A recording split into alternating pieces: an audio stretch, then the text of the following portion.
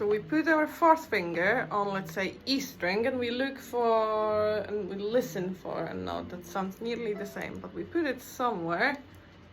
The thumb is over there, and we're touching the body of the violin a tiny bit, and then very lightly, we're only touching the string. We're not pressing, we're touching.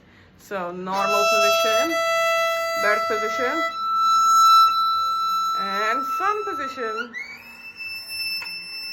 And if it sounds like a noise, then that's not the right note.